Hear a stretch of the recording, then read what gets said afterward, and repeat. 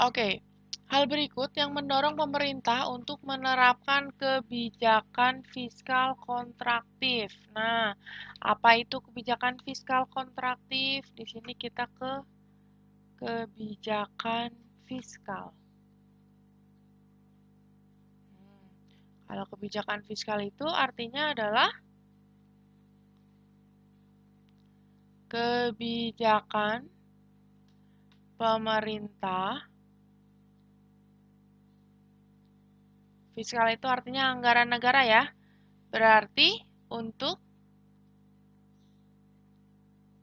mengatur apa?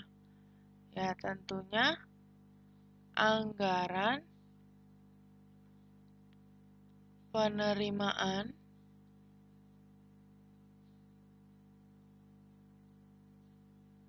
dan anggaran pengeluaran negara.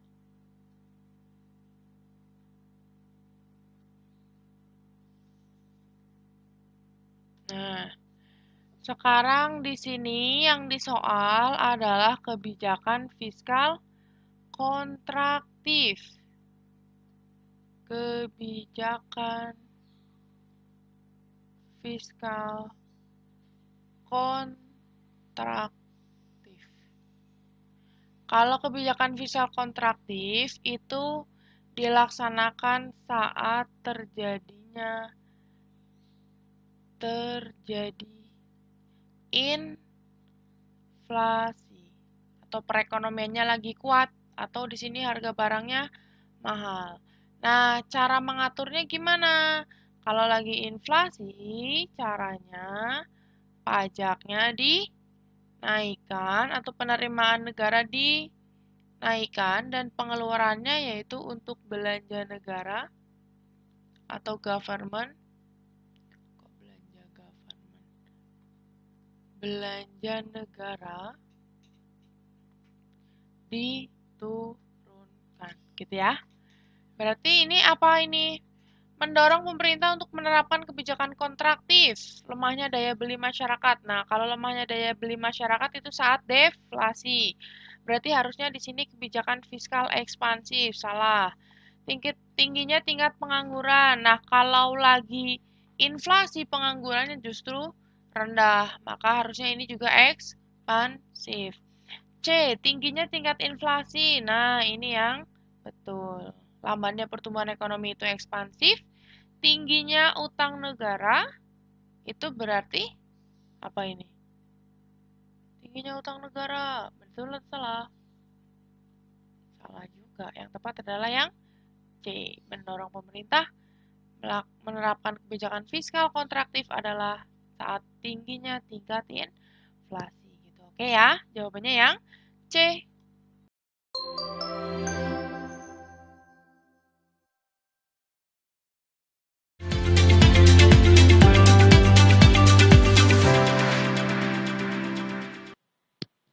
Oke, jika elastisitas permintaan suatu barang bernilai kurang dari 0, barang tersebut tergolong sebagai barang. Nah, di sini elastisitas tuh hasilnya berapa? Elastisitas. Kalau yang kaitannya sama barang, itu elastisitas pendapatan. Jadi untuk mengukur tingkat pendapatan dengan permintaan suatu barang ya. Ada yang hasilnya kurang dari 0 dan ada hasilnya yang lebih dari 0. Sorry, ini 0 ya, bukan 1. Oke.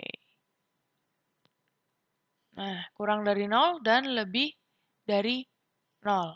Kurang dari 0 berarti di sini hasilnya negatif ya. Kalau hasilnya negatif, barang tersebut adalah barang inferior. Barang inferior itu adalah barang yang kualitasnya rendah.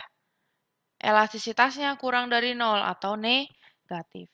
Kalau lebih dari 0 itu positif kan? Atau mulai dari 0? Positif. Nah, positif di sini dibagi menjadi 2.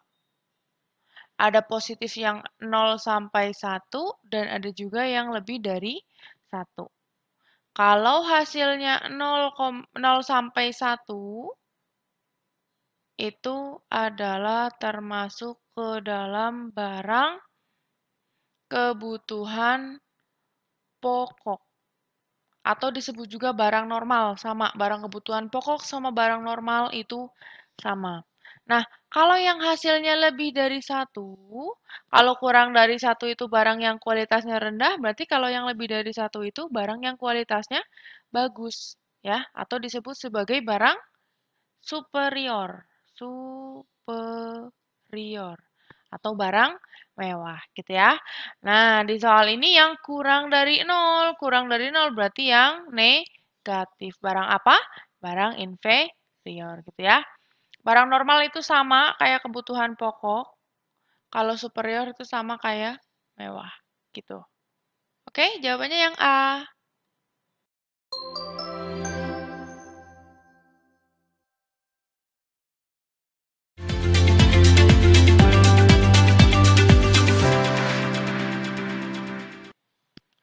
Oke. Berdasarkan neraca saldo perusahaan Denny sebelum disesuaikan, saldo pendapatan sewa menunjukkan nilai 2.400.000 yang diterima perusahaan untuk sewa selama 6 bulan terhitung mulai 1 November.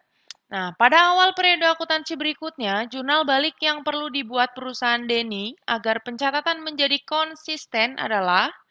Nah, di sini pertanyaannya adalah jurnal balik atau jurnal pembalik atau kita sebut sebagai julik. Apa itu julik? Julik adalah membalik jupe. Jupe itu adalah jurnal penyesuaian. Jadi secara otomatis kita harus bikin dulu jupe-nya gitu kan. Kita sini ya pengerjaannya. Oke. Jupe, jurnal penyesuaian. Jupe itu tujuannya untuk menyesuaikan dengan keadaan yang sebenarnya. Nah, sebelum Jupe kita harus tahu dulu kalau Jupe itu jurnal penyesuaian, ini mas secara konsep aja ya, itu kebalikan dari neraca saldo gitu.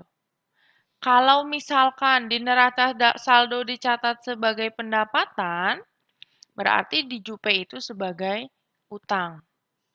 Nih. Kalau di neraca saldo sebagai utang, maka di Jupe-nya sebagai pendapatan gitu ya. Jadi kebalikannya. Nah, di soal ini sebagai apa? Pendapatan sewa. Oh, berarti sebagai pendapatan. Berarti nanti Jupe-nya utang gitu ya. Jadi neraca saldo itu kebalikan. Jadi kalau kita mau bikin Jupe, neraca saldonya dibalik gitu. Tadinya pendapatan itu normalnya di mana? Normalnya di kredit. Kalau utang normalnya juga di kredit. Di kredit. Nah, kalau Jupe-nya nggak usah dibalik, kan sekarang bikinnya Jupe. Nah, kita sekarang bikin Jupe, maka neraca saldonya dibalik. Neraca saldonya itu pendapatan sewa senilai 2.400.000 di kredit tadinya. Karena kita bikin Jupe, maka pindahin ke debit pendapatannya gitu ya. Oke. Tulis dulu. Pendapatan sewa di debit. Terus, angkanya berapa? Nah, di sini kan utang. Jupenya itu utang. Utangnya di kredit. Utangnya itu berupa apa berarti? Kalau pendapatannya pendapatan sewa. Kalau utangnya berarti ya sewa diterima di muka. Gitu ya. Nah, angkanya yang udah dilaksanakan atau yang belum? Kalau Jupenya utang, berarti angkanya yang belum dilaksanakan. Oke? Nah, kita lihat sini. Dibayarnya pada 1 November. Untuk 6 bulan. Berarti sampai apa? Sampai bulan April ya. Berarti 1 April atau 1 Mei? November, Desember, Januari, Februari, Maret, April, Mei. Oke, berarti sampai 1 Mei. Sedangkan jurnal penyesuaian itu dibuat tanggal 31 Desember. Gitu ya. Sekarang kita di sini. Tanggal 31 Desember. Nah, berarti yang udah terlaksana yang depan atau yang belakang? Ya, yang depan kan gini ya. Ini berapa bulan? 1 November sampai 30 Desember, 2 bulan. Berarti sisanya yang belum terlaksana berapa bulan? Karena totalnya 6, berarti yang belum terlaksana adalah 4 bulan. Gitu. Jupenya, angka yang belum, berarti yang 4 bulan. Nyarinya gimana? Ya 4 per totalnya berapa? 6 dikali 2.400.000. Gitu ya. Jadi berapa jawabannya? 24 dibagi 6 dapat 4. 4 kali 4, 16, nolnya ada 5. Gitu. Ini angkanya 1.600.000. 1.600.000. Nah, ini adalah jupenya. Nah, sekarang kita bikin juliknya ya. Julik tadi membalik jupe. Ya sudah tinggal dibalik yang debit tadinya yang debit pindahin ke kredit, yang kredit pindahin ke debit gitu. Angkanya mah sama, cuma dibalik aja gitu. Tujuannya biar saldonya 0 gitu ya. Berarti yang di debit sekarang sewa diterima di muka, yang di debit dan yang di kreditnya adalah pendapatan sewa di kredit. Nilainya sama, yaitu 1.600.000. 1.600.000. Jawabannya yang mana berarti? Yang D, gitu ya. Kalau yang B ini adalah jupenya. Begitu? Oke, berarti jawabannya D ini. Paham ya? Oke, paham. Sip.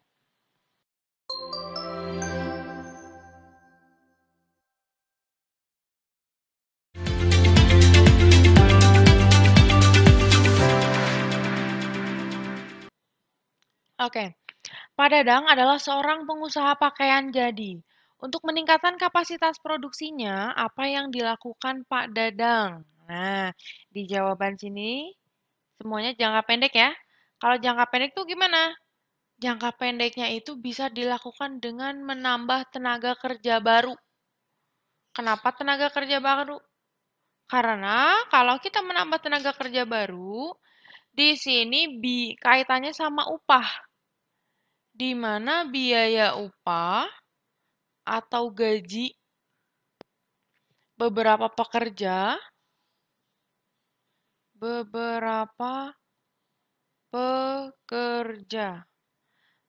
lebih murah gitu.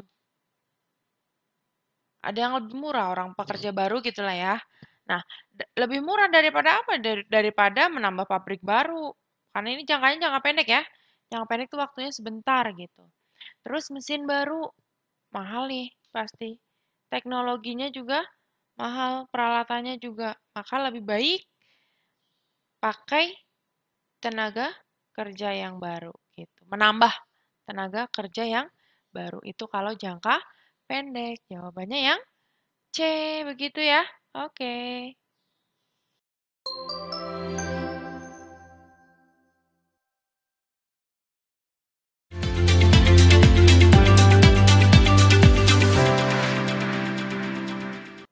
Oke, saat ini Pak Anton mampu memproduksi 100 buah sandal per minggu dan beroperasi di pasar persaingan sempurna. Nah, di sini 100 buah di pasar persaingan sempurna.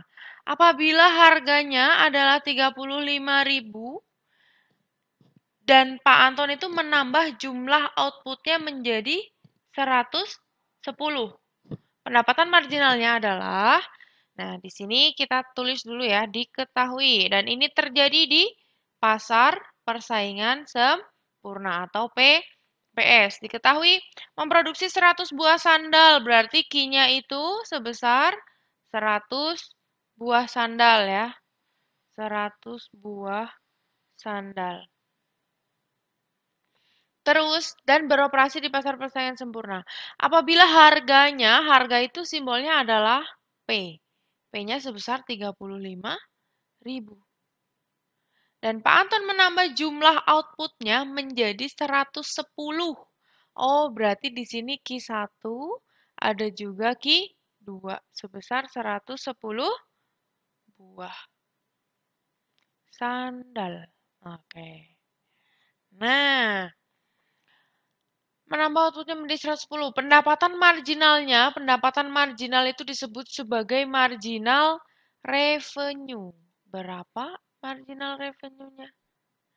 Nah, ingat kan kalau di pasar persaingan sempurna dikatakan bahwa harga sama dengan permintaan sama dengan average revenue, rata-rata penerimaan, dan sama dengan marginal revenue. Nah, di sini ini revenue ya, sorry tadi. Oke, AR. Ya sudah, yang ditanyakan MR. Diketahuinya ada P. Ya udah, berarti MR-nya sebesar P. MR-nya berarti berapa? MR-nya ya berarti 35.000.